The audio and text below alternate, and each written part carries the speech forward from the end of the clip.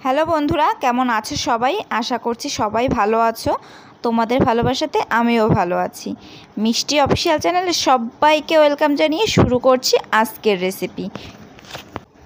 আজকে আমি তোমাদের সাথে শেয়ার করতে চলেছি বাসন্তী পোলাও। বাসন্তী পোলাও কথাটা শোনা মাত্রই কিন্তু মাথায় আসে গোবিন্দভোগ চালের কথা। তবে আজকে তোমাদের কাছে আমি শেয়ার করছি বাসমতি চাল দিয়ে কীভাবে পারফেক্ট বাসন্তী পোলাও তৈরি করবে সেই রেসিপি। তোমরা এই ভিডিওটা দেখা মাত্রই কিন্তু একদম শিখে যাবে কীভাবে ঝরঝরে সুন্দর পারফেক্ট বাসমতি পোলাও তৈরি করা যায়।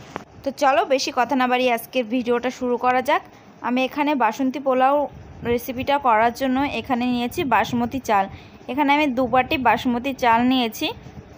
আর সবসময় চালটা কিন্তু একটা বাটিতে মেপেই তারপর নিতে হবে, কারণ যখন আমি এখানে জলটা ইউজ করব এই বাটিটা মেপেই জলটা ইউজ করতে হবে। তো তার জন্য বাটিটা যেন একই থাকে। এবার আমি চালটা খুব ভালো করে ধুয়ে নেব। চালটা 3 থেকে 4 বার খুব ভালো করে ধুয়ে নিয়েছি। এবার চালটা ভিজিয়ে রাখতে হবে। তো এখানে আমি 1 থেকে 2 ঘন্টা ভিজিয়ে রাখবো চালটাকে। চালটা 2 ঘন্টা পর্যন্ত আমি ভিজিয়ে রেখেছিলাম। আর দেখো একটা ফুলে কিন্তু ডাবল হয়ে গেছে। তো যে কোনো পোলাও রান্না করার আগে চালটা কিন্তু এভাবে ভিজিয়ে রাখতে হবে, তাহলেই কিন্তু ভাতগুলো একদম ঝরঝরে হবে আর লম্বা লম্বা হবে। তো দেখো আমি জলটা এখন ঝারিয়ে নিয়েছি খুব ভালো করে। তো এর ভিতরে আমি এখন দিয়ে দেব 1 চামচ মতো লবণ। তো এখানে আমি এখন লবণ ইউজ করছি, পরে টেস্ট করে দেখব যে এতে লবণের দরকার আছে কিনা, তো তারপরে আবার দিয়ে দেব। আর এখানে দিয়ে দিচ্ছি 1/2 চামচ মতো হলুদ গুঁড়ো। এখানে হলুদ গুঁড়োটাও কিন্তু খুব ভালো করে মেপে তারপরে দিতে হবে, কারণ বেশি যদি কালার হয়ে যায় তবে কিন্তু পোলাওটার কালারও পুরো লাল হয়ে যাবে, তখন কিন্তু দেখতেও ভালো লাগবে না আর খেতেও ভালো লাগবে না। তো তার জন্য হলুদটা একটু মেপে দিতে হবে। আর এখানে দিয়ে দিচ্ছি আমি 1 চামচ মতো আদা বাটা, আর দিয়ে দিচ্ছি 2 চামচ মতো ঘি।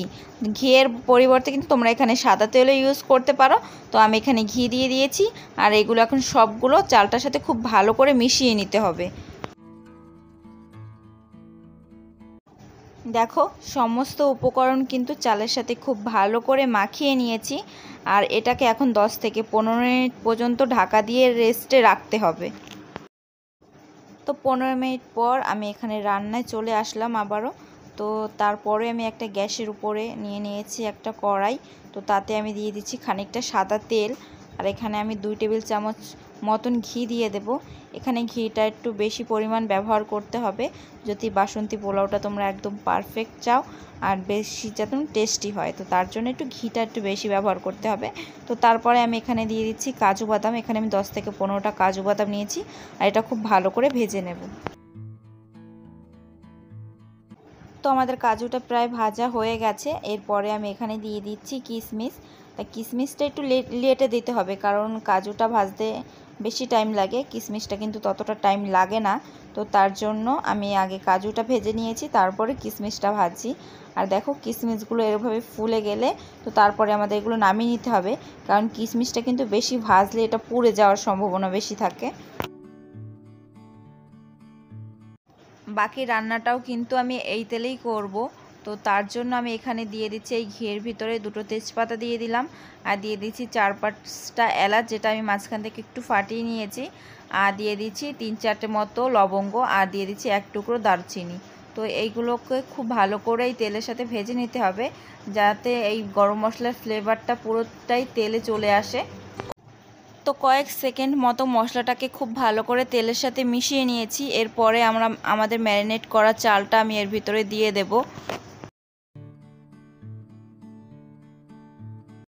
এবার আমাদের গ্যাসটাকে লো টু মিডিয়াম রেখে 8 থেকে 9 মিনিট পর্যন্ত এই চালটাকে খুব ভালো করে এই তেলের সাথে ভেজে নেব। চালটা খুব ভালো করে ভেজে নিলে রাইসটা কিন্তু খুব সুন্দর হয় আর খেতেও কিন্তু খুবই ভালো হয়।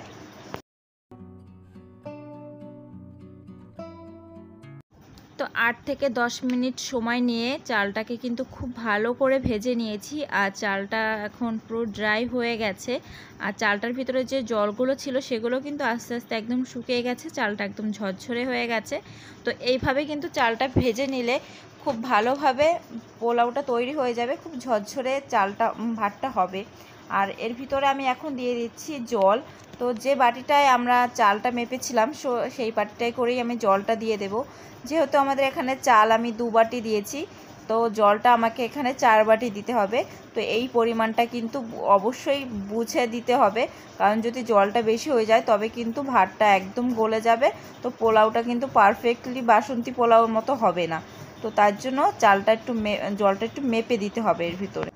তো এরপরে আমি এখানে দিয়ে দিচ্ছি 4টে মতো কাঁচা লঙ্কা, যেটা আমি একটুখানি চিড়ে নিয়েছি, আর এখানে দিয়ে দিচ্ছি ভেজে রাখা কাজু কিশমিশগুলো দিয়ে এগুলো খুব ভালো করে একটু নাড়া দিয়ে এটাকে কিন্তু আমাদের 5 থেকে 10 মিনিট মতো মিডিয়াম আঁচে ঢেকে রেখে দিতে হবে।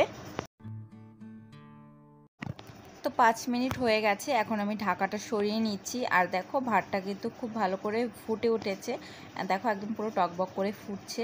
তো এরপরে আমি এখানে দিয়ে দেব চিনি। চিনিটা কিন্তু তোমাদের স্বাদ মতো দেবে, যেরকম মিষ্টি খেতে চাইবে সেরকম দিয়ে দেবে। তো পোলাওটা কিন্তু একটু মিষ্টি মিষ্টি হয়, তো তার জন্য আমি এখানে একটু বেশি পরিমাণেই চিনিটা দিয়ে দিয়েছি। আর চিনিটা দিয়ে খুব ভালো করে এটার সাথে মিশিয়ে নিচ্ছি। আর এটা কিন্তু খুব হালকা হাতে মেশাতে হবে, কারণ ভাতটা গলে যেতে পারে, না হলে একদম ভেঙে যাবে। তো তার জন্য হালকা হাতে এটা নেড়ে চেড়ে এটা কিন্তু এখন 10 থেকে 15 মিনিট পর্যন্ত একদম লো ফ্লেমে রেখে দেব। তো 15 মিনিট পর আমি ঢাকাটা সরিয়ে নিচ্ছি। এখন কিন্তু বাসমতি পোলাওটা পুরোটাই হয়ে গেছে। এবার একটু হালকা হাতে নিচের ভাতগুলো এটা উপরে উঠিয়ে দেবো, আর উপরেরগুলো নিচে।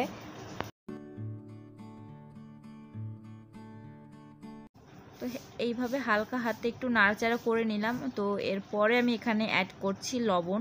তো লবণটা আগেও একবার দিয়েছিলাম, তো এবার আমি চেক করে আবার লবণটা দিলাম। তো তারপরে আমি এখানে দিয়ে দিচ্ছি 1/2 চামচ মতো গরম মশলার গুঁড়ো। গরম মশলাটা দিয়ে কিন্তু এটা খুব ভালো করে আরেকবার নেড়ে নিয়ে এটা এখন 5 মিনিট পর্যন্ত পুরো লো ফ্লেমে দমে রাখতে হবে।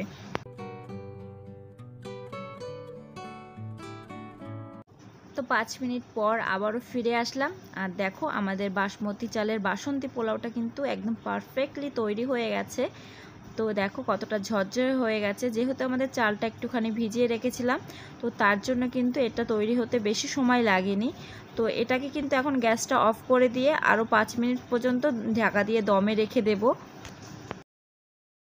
তো 5 মিনিট পর আমি এটাকে এখন সার্ভ করছি। আর দেখো কত সুন্দর এই বাসমতি চালের বাসন্তী পোলাওটা তৈরি হয়ে গেছে, কতটা পারফেক্টলি তৈরি হয়ে গেছে। যেমন সুন্দর কালার হয়েছে তেমনই কিন্তু খেতেও দারুণ হয়েছে। তোমরা চাইলে বাড়িতে একবার হলেও কিন্তু ট্রাই করতে পারো। তো আজকের এই রেসিপিটা তোমাদের কাছে কেমন লাগলো কমেন্ট করে কিন্তু জানাতে ভুলো না। যারা যারা এখনও পর্যন্ত আমার চ্যানেলটাকে সাবস্ক্রাইব করোনি, অবশ্যই চ্যানেলটাকে সাবস্ক্রাইব করে পাশে থাকা বেল আইকনে ক্লিক করে অল অপশনটা অন করে দিও, যাতে আমি যে কোনো ভিডিও আপলোড করব সবার আগে তোমাদের কাছে পৌঁছে যাবে। আর তোমরা কি আমার ব্লগ দেখতে চাও, না এরকম রেসিপির ভিডিও দেখতে চাও, সেটা কিন্তু কমেন্ট করে জানিও, তাহলে কিন্তু আমার তোমাদের কাছে ভিডিও দিতে সুবিধা হবে।